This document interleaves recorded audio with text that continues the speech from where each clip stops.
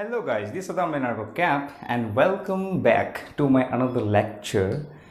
As you have seen my lecture, I have made, the previous lecture was about vector, but due to some problem, I could not make it. Well, I have some suggestions also that please make your video available in Hindi also. So I think if I have to discuss something and if my audiences are in a Hindi language, they prefer to Hindi, so I have to speak Hindi. So guys, स्वागत है आपका मेरे इस lecture में और आज हम बात करेंगे कुछ थोड़ा हटके, कुछ डिफरेंट बात करेंगे, क्योंकि चाहे आप किसी भी क्लास के क्यों ना हो, चाहे आप कोई भी क्यों ना हो, ये लेक्चर जो होगा, ये थोड़ा जो कुछ पोर्शन होगा लेक्चर का, वो थोड़ा डिफिकल्ट होगा, मे बी अंडरस्टैंडिंग के लिए डिफिकल्ट होगा, but I think it is more important. Why it is more important? Because of some number of reasons. You know, today we will start with what you call Newton equation, okay? F is equal to ma. Sorry about this kind of thing. Okay, I am rubbing this kind of things. So F is equal to ma, which was given by Newton. तो ये जो F बराबर ma है, वो क्या था? दिया हुआ था न्यूटन था, ओके? और आप सब जानते हो कि न्यूटन ने दिया लॉज ऑफ मोशन को, न्यूटन्स लॉज ऑफ मोशन, और न्यूटन ने अनलॉक किया, पहली बार ये बताया कि जो भी जो आप मोशन देखते हो वो बिकॉज ऑफ ग्रेविटी होता है. But the thing is that after 200 years now one guy with curly hair with a very amazing hair came with a genius trait and said that Einstein was wrong. Sorry, the Newton was wrong. How is it damn possible that Newton, जिसने पूरी तरह से ये बताया कि तुम्हारी जो motion होती है वो क्यों होती है, पूरा मैथमेटिकल स्ट्रक्चर दिया और ये बताया ग्रेविटी क्या होता है, ग्रेविटी की वजह से जो हमारा अर्थ है वो सन के चारों ओर घूमता है, या यूं कहें कि सन पे गिरता है, फॉल होता है. और 200 years के बाद एक आइंस्टाइन साहब आते हैं और ये कहते हैं कि भाई जो न्यूटन है वो आपका रॉन्ग है, और वो एक बहुत ही बेहतरीन चीज देना शुरू करते हैं. E is equal to mc square, blah blah blah, time is not something called, time is not constant, it is completely changing, और वो ग्रेविटी को अलग ही तरीके से डिफाइन करते हैं. और वो ये भी कहते हैं कि हम लोग 3 डायमेंशनल वर्ल्ड में नहीं रहते बल्कि 4 डायमेंशनल वर्ल्ड में हम रहते हैं. 3 स्पेस x y z और एक होता है टाइम, तो इस डायमेंशन में हम लोग रहते हैं. न्यूटन ने इन सब के बारे में कुछ बात नहीं किया और उन्होंने ये कहा कि ग्रेविटी एक फोर्स नहीं है, ग्रेविटी एक ज्योमेट्री है, और वो ज्योमेट्री के इफेक्ट है, जो ज्योमेट्री का जो इफेक्ट है हमें वो ऐसा लगता है कि वो ग्रेविटी की तरह है, यानी gravity is nothing but an illusion. ये सारी वियर्ड बात उन्होंने कर दी, और आइंस्टाइन के थ्योरी से ही ये बात सामने आई कि ब्लैक होल होता है. दूसरी चीज ये भी सामने आई आइंस्टाइन के थ्योरी से कि हमारी जो यूनिवर्स की जो शुरुआत हो रही है वो कुछ बिग बैंग से हुई है, बिग बैंग से हुई है. जो बातें न्यूटन के डायनेमिक्स में नहीं थी. दूसरी चीज ये होती है कि हमारा जो यूनिवर्स है आज के टाइम में वो एक्सपैंड कर रहा है, मतलब कि यूनिवर्स जितना टाइम जा रहा है वो उतना और ज्यादा बड़ा हो रहा है, यानी कि there is no any finite size of the universe. ये कैसे हो गया? एक बंदा जो न्यूटन्स, जिसके बारे में हम आज स्टडी करेंगे या अपने सेवरल वीडियोस में स्टडी करेंगे, वो गलत हो गया. और न्यूटन ने जो अपना थ्योरी दिया वो 200 years तक स्टैंड किया, और किसी में इतनी हिम्मत नहीं थी या कोई इतना जीनियस नहीं था जो ये बता सके कि न्यूटन, जिसके मैथमेटिकल फाउंडेशन बिल्कुल करेक्ट है, जिसने फाउंडेशन दिया तुम्हें कैलकुलस का, जो भी तुम कैलकुलस की स्टडी करते हो, तो आखिरकार जितने भी लोग थे, जितने भी और साइंटिस्ट थे, उन्होंने क्यों नहीं फिगर आउट कर सका. और ये यूं मैं कहूं कि आखिरकार जो साइंटिस्ट होते हैं वो कैसे ये फिगर आउट करते हैं कि भाई तुम में गलती है. क्योंकि अगर हम कोई प्रॉब्लम को करना चाहें और तो टीचर तो हमें गलत बना देते हैं, गलत बताते हैं. सपोज कि तुम्हें क्वेश्चन दिया, तुमने किया, बोला करे तुमने मैथमेटिक्स गलत कर रखा है, तो एक तो बात ये समझ में आती है कि भाई मैथमेटिक्स गलत लगा दिया तो काम बन गया. पर न्यूटन की तो मैथमेटिक्स भी सही थी. फिर आइंस्टाइन को ऐसा क्या दिखा, कैसे दिखा और ये उसने एक ऐसे दावा किया कि जो आपने कहा वो गलत है, न्यूटन की जो थ्योरी है वो लिमिटेड है, वो हर जगह, वो पूरी तरह से यूनिवर्स को डिस्क्राइब नहीं करती। तो आइए आज हम इसके बारे में स्टडी करेंगे कि कैसे चीज़ें स्टार्ट होती है, कैसे चीज़ें रिसर्च की जाती है, और इसे जानने के लिए हमें ज़रूरत है कि जो हम F बराबर एम ए पढ़ते हैं, F बराबर GMM/r² पढ़ते हैं, so on and so fourth, all this thing about Newton is thing. Newton का जो हिडन प्रिंसिपल है, न्यूटन की जो इसे हम मैथमेटिक्स के टर्म में क्या कहेंगे, न्यूटन की थ्योरम्स। तो न्यूटन का जो प्रिंसिपल है वो बेसिक प्रिंसिपल क्या है, न्यूटन के अनुसार यूनिवर्स का जो स्ट्रक्चर है वो कैसा है, या फिर उसके मुताबिक क्या चीजें हैं, आज हमें वो जानना बहुत इंपॉर्टेंट है।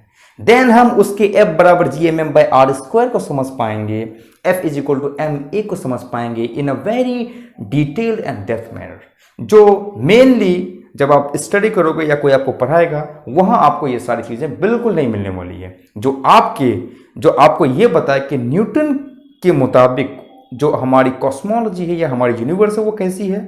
क्योंकि न्यूटन की जो F बराबर GMM/r² है वो कुछ प्रिंसिपल्स को फॉलो करती है, वो प्रिंसिपल्स लोग डिस्कस नहीं करते हैं, बट मैं उसे डिस्कस करूंगा बिकॉज ये बहुत इंपॉर्टेंट है। वेल, जैसा कि आप सब जानते हो, न्यूटन पहला वो बंदा नहीं था जो आसमान की तरफ देख के ये सोच रहा था कि भाई हमारा जो दुनिया है वो क्या है। Newton was a giant in physical world, in physics, because जैसे मैंने बताया उसने आपको क्या क्या नहीं दिया, उसने कंप्लीट वे में पूरा डिस्क्राइब किया, मैथमेटिक्स दिया, एक वे दिया यूनिवर्स को देखने का, that is called mathematics. But उससे पहले भी बहुत सारे लोग थे जैसे कि एरिस्टोटल, गैलीलियो गैलीली, उसके बाद केपलर, ठीक है, Archimedes, they are also giants. अगर आपको लेजेंड बनना है तो आपको लेजेंड के कंधे के ऊपर ही खड़ा होना पड़ता है। और जैसे कि आइंस्टाइन जो खड़ा हुआ वो कौन से लेजेंड पे खड़ा हुआ, वो इन लेजेंड्स पे खड़ा हुआ जिसका नाम है न्यूटन। तो न्यूटन की जो सोच थी ग्रेविटी में, when he was 23 he formulated everything about gravity, but later on he published it because of some reason it has some history. Well, I'm not talking about too much history because it's not a very history class, scientific history class, but yeah, I have to understand where I am so much interested and fascinated by this kind of history. तो शुरुआत ये होती है कि जब Galileo था तो उसने ये बोला था कि उसने इन्वेस्टिगेट किया था मोशन के बारे में, ठीक है, और उन्होंने कुछ चीज़ों को दिया, उन्होंने ये बताया कि motion is independent of mass and so on, जो हम देखते भी हैं कई बार में। और जब केपलर आए जो अपने 23 ईयर्स के रिसर्च में उन्होंने ये बताया कि जो प्लैनेट है वो किसी क्लोज्ड ऑर्बिट में मूव करते हैं, दैट मींस के whatever the heavenly bodies, for example this is your sun, all the heavenly body around it is going. तो उन्होंने पहले बार लोगों ने ये कहा कि the centre of the universe is earth, उन्होंने ये फॉल्स किया विद हिज टेलीस्कोप। दूसरी बात कि जितने भी प्लैनेट्स हैं वो क्या करते हैं, एक क्लोज्ड पाथ बनाते हैं, और वो जो पाथ होता है वो इलिप्टिकल होता है। और आपको पता भी है कि उन्होंने टाइम के बारे में बताया कि डिफरेंट टाइम की जो होती है वो डिफरेंट रेडियस के साथ उन्होंने बताया। और दूसरी चीज उन्होंने ये बताया कि ईच टाइम कोई भी जो प्लैनेट होता है जो सन के साथ एरिया जो किस टाइम में स्वाइप करेगा, वो एरिया का जो लॉ था उसने बताया। ये केपलर के 3 लॉज थी जिसे हम जो न्यूटन के थ्योरम से यानी F is equal to GMM/r² पे प्रूव हो जाती है, जिसकी वजह से हम ये कहते हैं कि इसे केपलरियन लॉ कहते हैं। और जो मोशन है न्यूटन का मोशन है वो जनरली न्यूटनियन मोशन नहीं होती, वो गैलीलियन मोशन है, बिकॉज गैलीलियो ने उसे पहले दे रखा था, but he has not the amazing way of describing everything. तो सवाल ये आता है कि केपलर ने 23 ईयर्स लिया, डेटा को इकट्ठा किया, उसे मैप किया, उसे स्टडी किया और फिगर आउट किया कि ये सारी चीजें होती है। बट ये सारी चीजें क्यों होती है? Why does it happen? The greatest thing in science that why something happens, why we are here, why universe has birth at first place, what makes something happen something. These are very interesting questions and we cannot answer every why. First of all, there is a limitation of science. Science is far different than religion. because of this, that we have not too much answers like religion. I don't want to debate on this kind of thing, science and religion, but yeah, science doesn't have the all answers, and the scientific people are kind of a very optimistic. They love to live in some uncertainties. They want to do it by themselves. Okay, so the Kepler formulated everything, but he didn't understand that why this kind of thing happens. Now after Kepler, Newton came and he realized, जैसे क्या होता है ना कि Apple उसके गिरे, इसमें माथे पे गिरा एक टाइम जब कैम्ब्रिज में प्लेग आया हुआ था, वो घर पे बैठा हुआ था एप्पल ट्री के नीचे, एंड वैसे जहाँ से हर एक कहानी की शुरुआत होती है, बराबर एमए की शुरुआत होती है, तो उन्होंने कहा कि जो केपलर ने, उनको पता था केपलर के बारे में, गलीलियो के बारे में, सबके बारे में पता था, उन्होंने सबकी स्टडी कर रखी थी, क्योंकि वो was a kind of am smart person, you can not bet on this. तो उन्हें सब चीज़ पता थी, उन्होंने ये फिगर आउट किया कि there is something invisible going on. What invisible? जब उन्होंने ये कहा, वही सोचा कि चाहे मून अर्थ के चारों ओर घूमे, या अर्थ सूरज के चारों ओर घूमे, या कोई भी बॉडी किसी के चारों ओर घूमे, the laws are same.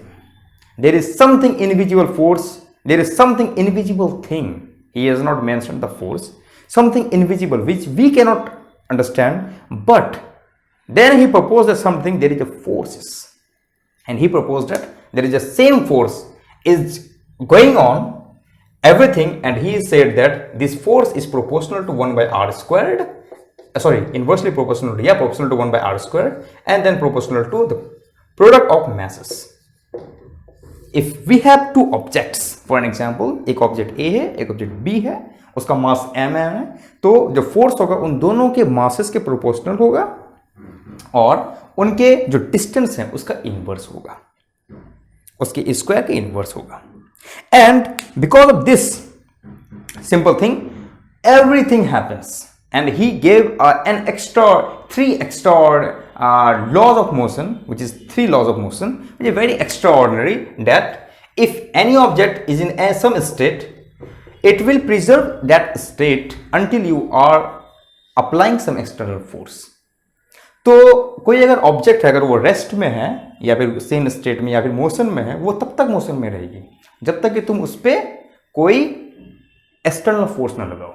Second thing is that the force is the rate of change in momentum, or if you apply some force on any mass, it will accelerate.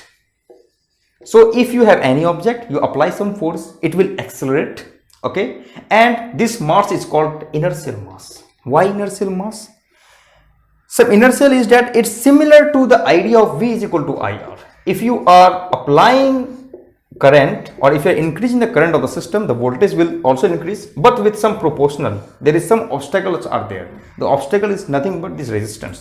So the resistance will also increase in a linear fashion. तो अगर आप किसी system का voltage बढ़ाओगे तो current भी बढ़ेगा, but साथ में रेजिस्टेंस भी बढ़ेगी, ठीक है, लीनियरली। उसी तरह से जो फोर्स है बढ़ेगी, मतलब क्या है कि वो रेजिस्टेंस क्या था, कांस्टेंट होता है कोई चीज का, ठीक है। सो the force is equal to mass into acceleration, so mass is kind of also resistive, okay? इसके बारे में हम डिटेल में बाद में एनालिसिस करेंगे कि ये मास कैसे रेजिस्टेंस का पार्ट है। बट आप जो फोर्स, न्यूटोनियन फोर्स की तो बहुत स्टडी करते हो, उसके बाद आप टॉर्क करते हो, वर्क करते हो, सो ऑन करते हो, एवरीथिंग, बट आप एक चीज नहीं करते हो कि ये जो जितने भी प्रिंसिपल्स हैं, ये जो जितने भी लॉज हैं, उनका प्रिंसिपल क्या है, what is the principle behind everything, और आइंस्टाइन ने उन्हें कैसे रॉन्ग किया, आइंस्टाइन ने उन्हें कहां जाके पकड़ा कि ओ भाई तो गलत है, न्यूटन तो बैठ से तो गलत है, कहां ऐसा बात है नहीं, कहां ऐसी चीजें हैं जो न्यूटन के प्रिंसिपल वहां पे फेल होते हैं, और आइंस्टाइन ने उन्हें क्रैक कर लिया, या आई गॉट इट। तो आइए हम उसके बारे में इन्वेस्टिगेट करते हैं। लेट्स इन्वेस्टिगेट, या we are Sherlock Holmes and let's try investigate you and me, okay. तो गैलीलियो, इसे हम कहते हैं ट्रांसफॉर्मेशन। तो हमें सीखना होगा कि अगर हम, तो अच्छा, उससे जानने से पहले हमें यह जानना है कि उसके प्रिंसिपल क्या है, न्यूटन का जो डायनेमिक्स है या न्यूटन के साथ जो यूनिवर्स, उसके प्रिंसिपल क्या है। तो जैसा कि उस जमाने में लोगों के पास उतनी जबरदस्त अंडरस्टैंडिंग नहीं थी जो आज के लोगों के पास है, तो उन्होंने ये कहा कि चाहे ये जो दुनिया देख रहे हो, ये दुनिया में टाइम हर जगह सेम है।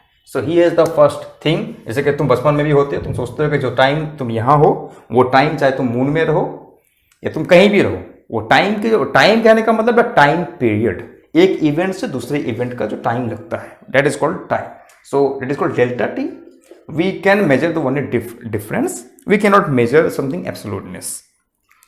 तो वो बात अलग है कि अभी का टाइम, सपोज कि मैं दिल्ली में हूं और तुम न्यूयॉर्क में हो, तो the time is difference because geometry, it's not the matter.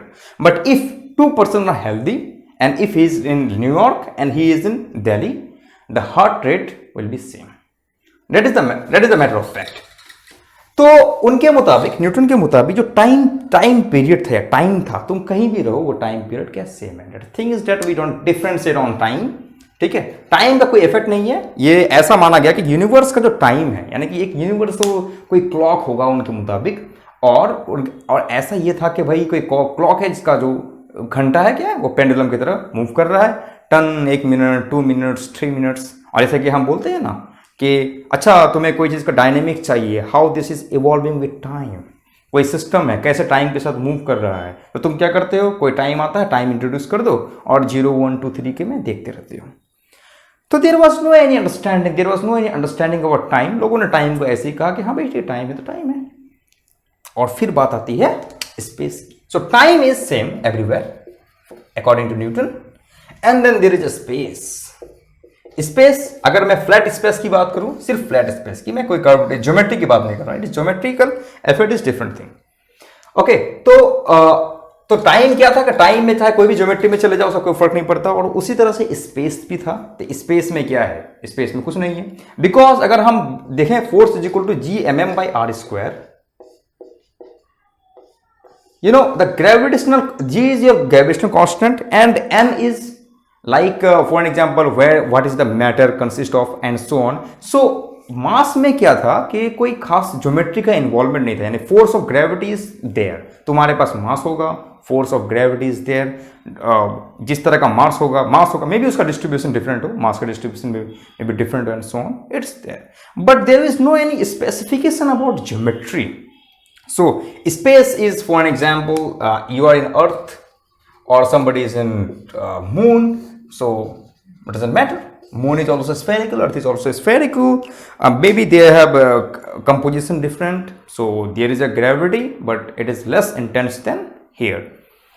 So the thing is that people thought that yeah, space is space. We don't have to care about anything or about spaces. ये थी Newton की principal. Newton की जो principal थी, इसी principal पे हर चीज़ एक base था. इसी प्रिंसिपल पे हमारी पूरी यूनिवर्स की क्या हुई थी, फॉर्मेशन हुई थी, जो हम अंडरस्टैंड कर रहे थे यूनिवर्स को न्यूटन के पॉइंट ऑफ व्यू से. Time is time, space is space, doesn't matter. Space is space, X Y Z, चाहे तुम स्फेरिकल बना लो या तुम सिलेंड्रिकल बना लो या कुछ बना लो, और टाइम तो भाई सबके लिए सेम होगा. Very good. तो एक हम ये देखना चाहते हैं कि सपोज कि अब हम बात करेंगे फ्रेम के बारे में. ठीक है, अंडरस्टैंडिंग ऐसे नहीं आती फ्रेम के बारे में. फ्रेम मतलब ये है कि ऑब्जर्वर के बारे में हम बात करेंगे. एक ऑब्जर्वर है Alice, it is a very famous observer, and one observer is Bob. Okay, two observers in two different frames. For example there is a frame F1. Frame मतलब ये coordinate system, nothing else. There is two, this is maybe S frame and this is maybe S dash frame. S dash means it is a prime frame and this is unprimed frame. Okay, now for an example, Alice is a part of unprimed frame and Bob is a part of prime frame. तो Alice जो है वो prime frame में रहता है. ठीक है, Alice रहती है किसमें, unprimed में, यानी S frame में, और Bob जो रहता है वो prime frame में रहता है. तो अगर ये frame, if this frame is in rest, okay, and or having a constant velocity, for an example, if it has velocity 0 or it has velocity constant, और तो कोई भी तुम फ्रेम लेके आओ, कोई भी अलग ऑब्जर्वर को लेके आओ, यानी कोई भी ऐसा बॉब जो या तो इस फ्रेम के रेस्पेक्ट में मूव नहीं कर रहा है या कांस्टेंट वेलोसिटी से मूव करे, उसे हम कहेंगे इनर्शियल फ्रेम। क्या कहेंगे हम उसे? Inertial frame. So any observer और any frame which is moving with constant velocity और in rest with this frame, with S frame, is called inertial frame.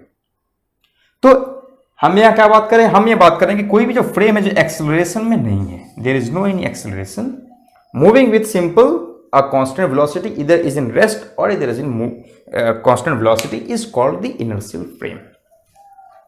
तो अकॉर्डिंग टू गैलीलियो इसे कहते हैं गैलीलियन ट्रांसफॉर्मेशन। क्या कहेंगे हम इसे? Galilean transformation. तो Alice is in S frame and Bob is in S prime frame. तो गैलीलियन ट्रांसफॉर्मेशन कैसा है? गैलीलियन ट्रांसफॉर्मेशन की हम बात करते हैं। हम ये देखना चाहते हैं कि अगर कोई हम दो इवेंट्स को ले लें, सपोज कि कोई चीज़ यहाँ हो रही है, कोई एक लोकेशन यहाँ है, ठीक, कहीं भी लोकेशन है, ठीक है ना, जरूरी नहीं कि यहाँ कोई लोकेशन है, मे भी यहाँ कोई लोकेशन है, तो बॉब उसे कैसे देखेगा, एलिस उसे कैसे देखेगी? अगर कोई ऑब्जेक्ट यहाँ रुका हुआ है और दोनों का दोनों फ्रेम, सपोज ये फ्रेम क्या है, इसकी वेलोसिटी 0 है और इसकी वेलोसिटी है कुछ, मे बी इसकी वेलोसिटी क्या है, v है, ये फ्रेम की वेलोसिटी क्या है, v है, तो ये ऑब्जर्वर कैसे देखेगा, ये ऑब्जर्वर कैसे देखेगा? तो ये बात है।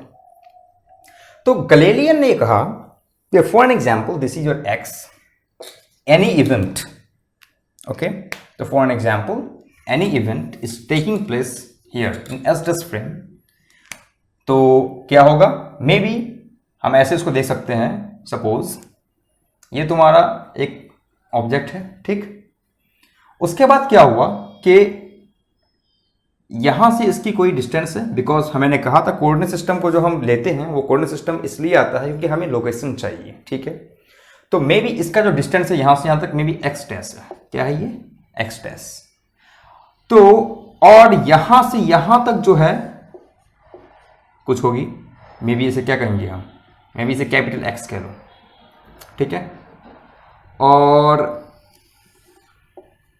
ये तुम्हारी हो गई, क्या कहेंगे, नोटेशंस को मैं चेंज करता हूं, ठीक है, नोटेशंस को चेंज करने के बाद चलो मैं यहां कहता हूं इसे r और इसे मैं कह दिया x। So we have two frames O and O prime and there is an object here, okay, so I don't know this object is in rest and this thing, so I have this location x test, maybe this object is in rest, I have some location here, तो यहां से यहां तक जो है इस ये जो फ्रेम है मे बी r डिस्टेंस दूर है और ये जो फ्रेम मूव कर रहा है s dash is along x axis, तो there is no any motion along y axis, neither they any motion along z axis, तो ये इन दोनों के अलोंग क्या है, कांस्टेंट है, तो जो भी चीजें मूव कर रही है वो मूव कहां कर रही है, वो मूव सिर्फ x डायरेक्शन में कर रही है। तो हम यहां लिखेंगे, तो अगर तुम पढ़े होगे वेक्टर्स लॉ को, तो ये वेक्टर किस तरह से फॉर्म कर रहा है, ये गया यहाँ, ये यहाँ गया और ये यहाँ गया, ठीक, तो x इज इक्वल टू क्या होगा, this guy from r and this guy is x dash, तो x is equal to nothing but r plus x dash, और जो y है इसका क्या है, y is equal to y dash and z is equal to z dash, so the frame s is in rest and s dash is moving with velocity, maybe suppose v, okay, and this velocity is constant, तो ये जो velocity है वो मेरे क्या है, constant है। तो मेरे पास अब ये सारी चीजें हैं, तो मैं क्या कर सकता हूं यहां कि मैं लिख सकता हूं यहां और x is equal to X dash and r is equal to, for an example, v into T, distance is equal to velocity into time, the velocity and time of this frame, ऐसे कि मैंने कहा velocity is constant and the time for this frame and time for this frame is same, क्योंकि जैसे कि Newton ने ये कहा कि चाहे तुम कहीं भी रहो टाइम तो तुम्हारे लिए क्या होगा, सेम होगा, there is one universal may be clock जो सबके लिए सेम है, उन्होंने ये कहा। तो अगर मैं डिफ्रेंशिएट करता हूं, यहां मैं ये बोल रहा हूं कि अगर तुम्हें नहीं पता डिफ्रेंशिएशन क्या होता है, बस तुम इसे देखो बिकॉज मेरी एक डिफरेंट वीडियो होगी जहां पे मैं बात करूंगा पूरे डिफरेंशिएशन के बारे में. So you don't have to worry about it. So if I am differentiating this equation with respect to time, so dx over dt is equal to dx dash over dt plus v is my constant, so dt over dt. Now dt over dt is same quantity, is constant here. So whatever the velocity here, maybe this velocity, so I am representing this dx by dt x dot, okay, and this will be again x dash dot plus v, okay. Don't worry about my notation, okay. The notation x dot represents dx over dt. I am not writing anything like v and so on. It's a very general framework here. Now this is the velocity which is measured of this object in this frame. This is the velocity of this object measured in this s frame. So चाहे अगर Bob यहाँ है, ठीक है, Bob इस direction में है और वो कांस्टेंट वेलोसिटी से मूव कर रहा है, और उसने क्या किया, सपोज कि कोई एक ऑब्जेक्ट है उसको इस तरह से फेंक दिया. अब मेरे को पता नहीं वो कहाँ फेंका है, नहीं फेंका है, ठीक है, या वो दौड़ रहा है और इस ऑब्जेक्ट को ऐसे टॉस कर दिया, या एक बॉल लिया उसको फेंक दिया उसे, तो वो क्या मेजर करेगा, तो वो उसने फेंका, ठीक. अगर तुम ट्रेन में हो, ठीक है ना, और तुम अपने फ्रेंड के साथ बॉल कैच खेल रहे हो, तब क्या होगा, तो ठीक है, तुम कैच खेल रहे हो और तुम ट्रेन के अंदर हो, ट्रेन एक कांस्टेंट वेलोसिटी से जा रही है, तुमने बॉल लिया सीधे फेंका. तुम्हारे पास अगर फेंकने की मशीन है तो तुम्हें क्या करोगे, तुम उसे मेजर करोगे, ओके. बट इस इक्वेशन ये कहता है कि तुम जो मेजर करोगे वो तुमने मेजर कर लिया, जो भी तुमने फेंका है वेलोसिटी से. बट जो बंदा यहां है, जो एलिस यहां पे है, वो ये मेजर करेगी कि व्हाट एवर द वेलोसिटी जो तुम मेजर कर रहे हो उस ट्रिगर से, सपोज तुम्हारे पास कोई डिवाइस है वेलोसिटी मेजर करने का, वो वेलोसिटी और plus what ever the velocity of the train, वो दोनों ऐड होके ये जो ऑब्जर्वर है यहाँ पे, ऑब्जर्वर जो सिटिंग है, ये कुछ नहीं कर रहा है, इसकी जो वेलोसिटी जीरो है, बिल्कुल रेस्ट में है, वो वेलोसिटी ये मेजर करेगी. मे बी अगर बॉब ने यहां से 5 मीटर पर सेकेंड की स्पीड में क्या फेंका, एक बॉल को फेंका एक्स डायरेक्शन में, और जो ट्रेन है वो स्पीड चल रहा है 20 मीटर पर सेकेंड की स्पीड से, तो ये जो एलिस है वो मेजर करेगी कि टोटल बॉल की जो स्पीड है वो क्या है, 25 metre per second. Very amazing. अब तुम बोलोगे या ऑब्वियसली, क्योंकि रिलेटिव मोशन में तुम्हें पढ़ाया जाता है कि ये सारी चीजें होंगी. इंटरेस्टिंग चीज यहां शुरू होता है, कहां चीजें रॉन्ग हुई. आइंस्टाइन ने जब ये देखा तो उन्होंने थॉट एक्सपेरिमेंट किया, उनको he is a great imaginer person, okay. तो he was every time fascinated with light. क्या होगा अगर मैं लाइट से मूव करूंगा, तो उस जमाने में तुम्हें पता था लाइट के बारे में, बिकॉज न्यूटन ने खुद दे रखा था लाइट क्या है, और light is a wave and so on. There are various thing about light, but not clearly understanding that what is light, okay. तो Einstein was always fascinated with time. के time क्या है, क्या टाइम कभी रुक सकता है, क्योंकि उनको तो पता था सब न्यूटन के बेसिक प्रिंसिपल्स के बारे में कि न्यूटन की गवर्निंग प्रिंसिपल क्या है. तुम चाहे न्यूटन की इक्वेशन को लेकर कोई भी क्वेश्चन सॉल्व कर लो, दैट इज डिफरेंट थिंग. तुम कोई बड़ी मशीन्स बना सकते हो, उसमें क्वेश्चन उसमें सॉल्व कर सकते हो कि यहाँ इसका कितना लग रहा है, फ्रिक्शन क्या लग रहा है, वो लग रहा है. But universe is also itself a machine, and या machine has different bits of rules. The thing is that he wants to unlock that rule कि यूनिवर्स किस तरह से कर रहा है, तो उसमें लाइट भी है, सब कुछ है. Then he was fascinated with time के क्या ये ऐसा हो सकता है एट पॉइंट के टाइम रुक जाए, और क्या हम कभी इस ऐसे क्लॉक को देख सकते हैं जो यहाँ पर है, क्योंकि ये गैलेलियन ट्रांसफॉर्मेशन सब ट्रांसफॉर्मेशन लोग करते हैं. ये क्या है, ट्रांसफॉर्मेशन ही है, जो मैंने तुम्हें एक रियल लाइफ एग्जांपल दिया, दैट इज कॉल्ड ट्रांसफॉर्मेशन. कि एक बॉब चलते हुए ट्रेन में है, दौड़ते हुए ट्रेन में है, और तुम बिल्कुल प्लेटफॉर्म में बैठे हुए हो, और अगर तुम कोई चीज फेंक रहे हो तो वो वेलोसिटी क्या होगा, ऐड हो जाएगा with the velocity of train. He thought that what if I am inside a car, और मैं क्या किया, उस कार में बहुत स्पीड में है, ठीक है ना, बहुत ज्यादा स्पीड में, may be if I am racing with close to speed of light, okay, close to speed, 3 lakh kilometre पर सेकेंड है, तो चलो भाई मेरी स्पीड है 2 × 10⁵ किलोमीटर्स, और मेरी स्पीड है 305 किलोमीटर पर सेकेंड, ठीक है। तो उन्होंने ये कहा कि चलो मैं एक ऐसे कार में हूं जो इसकी स्पीड भी इतनी बहुत ज्यादा है, तब क्या होगा? तब ये होगा कि अगर मैं कार के अंदर हूं और कार यूनिफॉर्म वेलोसिटी से जा रही है और मैंने टॉर्च को फ्लैश किया, टॉर्च को मैंने लिया और फ्लैश किया, तो क्या होगा? टॉर्च से रोशनी उस तरफ जाएगी। तो एलिस क्या देखेगी? इमेजिन के क्या देखेगी वो? ओके, तो देखते हैं क्या देखेगी। सिंपल सी चीज देखेगी। तो X dot means velocity, Alice क्या देखेगी? मैं आइंस्टाइन साहब कार के अंदर है जिसकी वेलोसिटी क्या है? 2 × 10⁵ है, ठीक है, कार के अंदर है, ठीक। उसकी वेलोसिटी कार की, सॉरी, ये वेलोसिटी क्या है? 2 × 10⁵। और जब वो लाइट का जो बल्ब जलाया, यानी कि जब वो टॉर्च को फ्लैश किया, तो टॉर्च के उससे तो निकलने वाली लाइट की स्पीड है वो कितनी है? 3 × 10⁵। तो जब इसको तुम ऐड करोगे 5 × 10⁵, मीन्स कि अगर एलिस आउटसाइड बैठेगी, इस पूरे नज़ारे को देखेगी, तो वो ये मेजर करेगी कि जो लाइट की स्पीड है, जो लाइट की स्पीड है वो 3 लाख किलोमीटर पर सेकंड नहीं है, वो 5 लाख किलोमीटर पर सेकंड की हो गई। Oh my God, what the hell is this? उस जमाने में ये मालूम था कि जो लाइट की स्पीड होती है वो कांस्टेंट होती है, the speed of light is constant, but ये फर्म तरीके से पता नहीं था। तो उस जमाने में जो और साइंटिस्ट थे वो ये सोच रहे थे कि जैसे कि सपोज का लाइट इज अ वेव, तो साउंड क्या है? तुम्हारा एक वेव है। तो जब साउंड तुम्हारा वेव है तो उसको प्रोपोगेट होने में, यानी कि एक वे से एक जगह से दूसरी जगह जाने में क्या चाहिए? एक मीडियम की जरूरत है।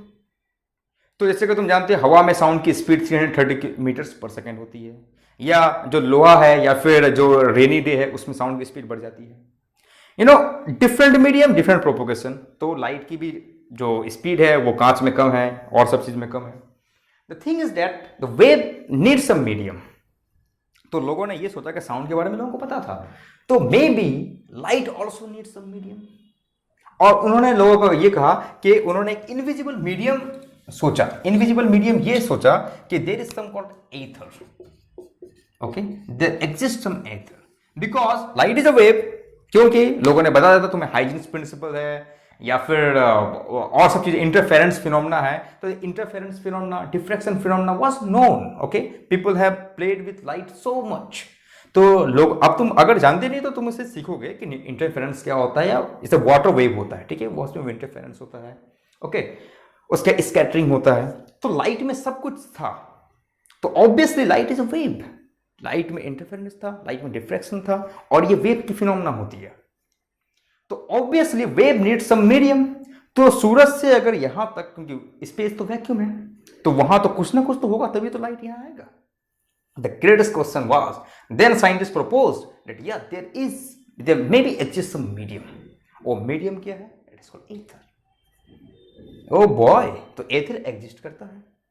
तो एथर अगर एग्जिस्ट करता है तो उसे हम डिटेक्ट कैसे करें? That is the fact of experimental thinking. इसको डिटेक्ट कैसे किया जाए? तो अगर तुम जानते नहीं हो, देयर वाज 2 साइंटिस्ट, और बहुत सारे लोग थे, जो माइकलसन मोर्ले एक्सपेरिमेंट। तो Michelson and Morley, there are 2 scientist. उन्होंने एक एडवेंचर शुरू किया, उन्होंने एक एक्सपेरिमेंट शुरू किया कि जैसे कि अर्थ सूरज के चारों ओर घूमता है। मुझे ये मिटाना होगा, ठीक है। जैसे कि सूरज यहां है तुम्हारा और अर्थ तुम्हारा यहां है, ये घूमता है। तो अगर यहां से क्या होगा? पूरा एथर होगा। जैसे जैसे इसकी वेलोसिटी इस तरफ होगी तो ये क्या होगा? ये एथर की तरफ मूव करेगा, और ये इसका ऑपोजिट फेस है, वो क्या करेगा? वो एथर की तरफ, एथर से थोड़ा कम प्रोपेगेट होगा। तो जैसे कि तुम that is called simple Doppler effect. अगर तुम्हारे पास साउंड की सोर्स है, तुम उसकी तरफ जाओगे तो ऑब्वियसली तुमको ज्यादा कुछ मिलेगा, ठीक है। या तुमको मैं ये कह दूं कि something you are going towards it, you will get faster, and something is back side, you will get it later. तो उन्होंने ये कहा कि भाई अगर मैं इस तरफ जाऊं तो ऑब्वियसली ऐसा होगा कि यहां जो स्पीड है लाइट की वो ज्यादा हो जाएगी, और इस तरफ जो होगी लाइट की स्पीड कम हो जाएगी। जैसे कि मैंने तुम्हें कहा, साउंड की ये प्रॉपर्टी होती है कि डिफरेंट मटेरियल में डिफरेंट होगा। तो उन्होंने ये सर्च करना शुरू कर दिया कि ऑब्वियसली तब अगर हम डिफरेंट डायरेक्शन में अगर मेजर करें लाइट की स्पीड को, तो लाइट की स्पीड क्या आएगी, डिफरेंट आएगी, बिकॉज ऑफ अगर एथर मौजूद है तो। अगर एथर है तो लाइट की स्पीड डिफरेंट डायरेक्शन में डिफरेंट होगी, क्योंकि मेरे को पता है अर्थ इस तरफ मूव कर रहा है, तो अगर मैं इस तरफ जाऊंगा तो वहां लाइट की स्पीड डिफरेंट होगी, इस तरफ जाऊंगा तो वहां लाइट की स्पीड डिफरेंट होगी। Oh boy, the experiment was great success, but the success was that light की स्पीड है वो कभी चेंज नहीं होती। c is 3 into 10⁵ metre per second, it stays same. The question is गलत कौन है? क्या लाइट वेव नहीं है? Well, it is well proved that light तो वेव है। क्या लाइट को मीडियम की जरूरत नहीं होती? ये कैसे कहते हो, वेव को तो मीडियम की जरूरत होती है। और या फिर न्यूटन कहीं रॉन्ग है? तो या न्यूटन रॉन्ग है, या जो हमारा, या सही माने में जो लाइट की स्पीड है वो कांस्टेंट होती है in space. Einstein was great genius. He thought that to understand light we have to reject this theory of Newton. Newton was wrong. उसके अलावा न्यूटन को रॉन्ग करने का एक और बहुत जबरदस्त चीज था, अभी तुम शायद नहीं जानते हो, वो है मैक्सवेल, जिसने पूरा इलेक्ट्रोडायनेमिक्स दिया। इलेक्ट्रोडायनेमिक्स किसने दिया? न्यूटन, मैक्सवेल ने दिया। और उन्होंने ये दिखा भी रखा था कि सी, मे बी तुम पढ़ोगे, square root of mu naught epsilon naught. Mu naught epsilon naught क्या है वो मैं बताऊंगा बाद में। कि उसमें भी जब मैक्सवेल आए थे वो 1800 में आ चुके थे, ठीक है, 1800 या 1700 में वो आ चुके थे। उन्होंने दे रखा था कि इलेक्ट्रिसिटी और मैग्नेटिज्म क्या है, एक वेव नेचर शो करता है, और जो उसकी स्पीड होती है वो क्या होती है, कांस्टेंट होती है। तो बात ये आती है कि दो थ्योरी आ गई तुम्हारी, एक न्यूटन थ्योरी है, न्यूटन की ग्रेविटी थ्योरी, और एक थ्योरी है मैक्सवेल की थ्योरी। और ये चूज करना कि आखिरकार कौन सही है, क्या न्यूटन सही है और क्या मैक्सवेल सही है। लाइट को कौन ज्यादा अंडरस्टैंड कर सकता है, इधर it's time of Einstein or it's the time that Newton is correct, and maybe something is different going on.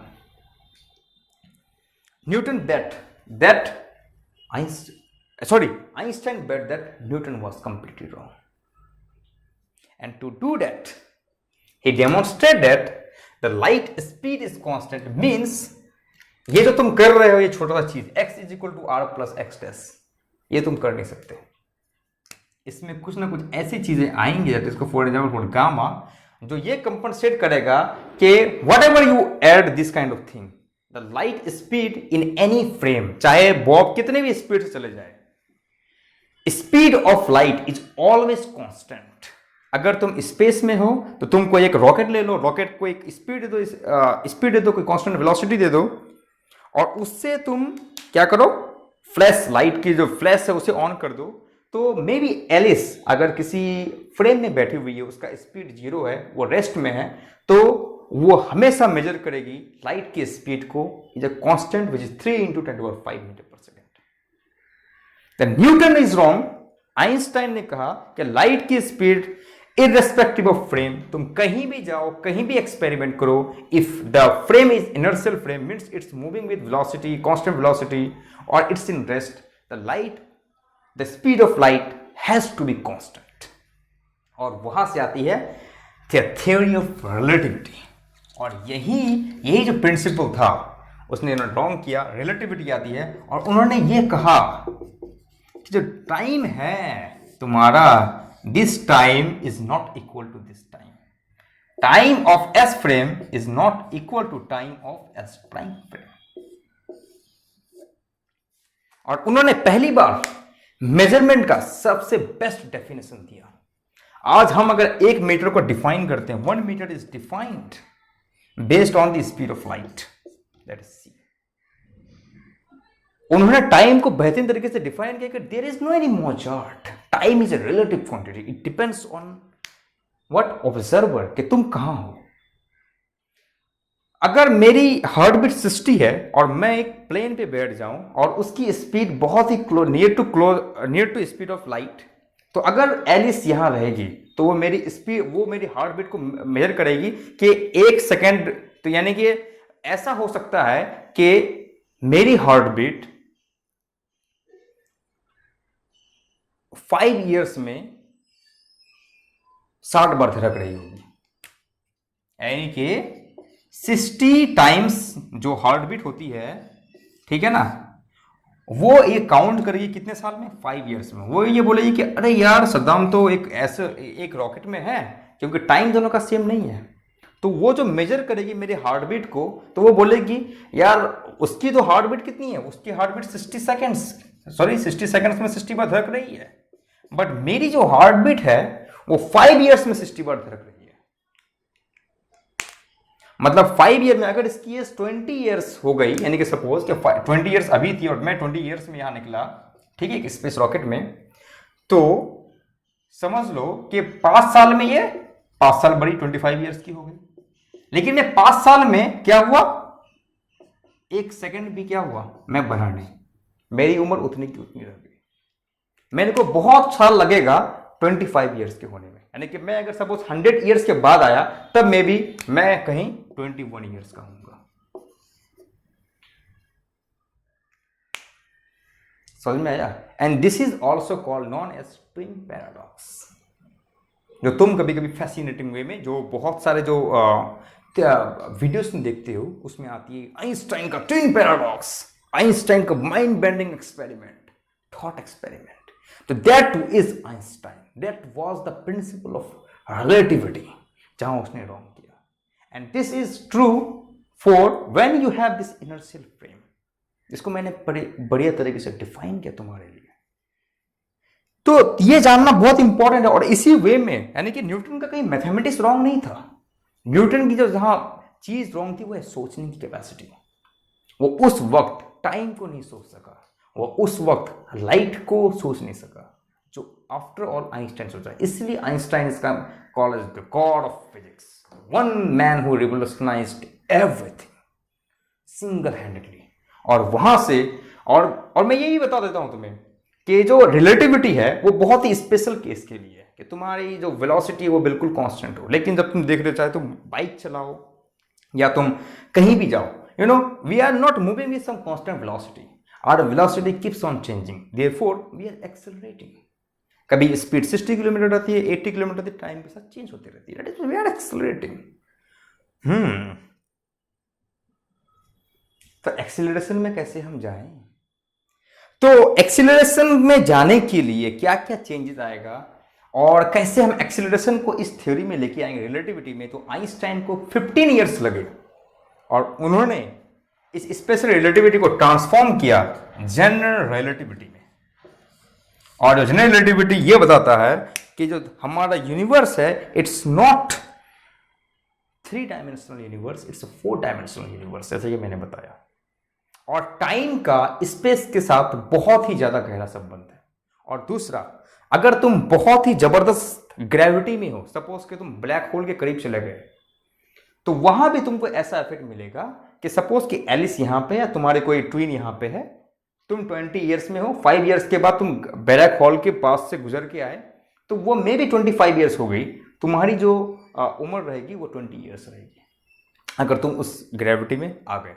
ऐसे कि इंटरस्टेलर में एक बार नहीं दिखाया गया था, जब कूपर चले जाता है एक ऐसे प्लैनेट में जो ग्रेविटी, जो गार्गेंचुला होता है, उसके अप्रॉक्स वो क्या करता है, रिवॉल्व करते रहता है।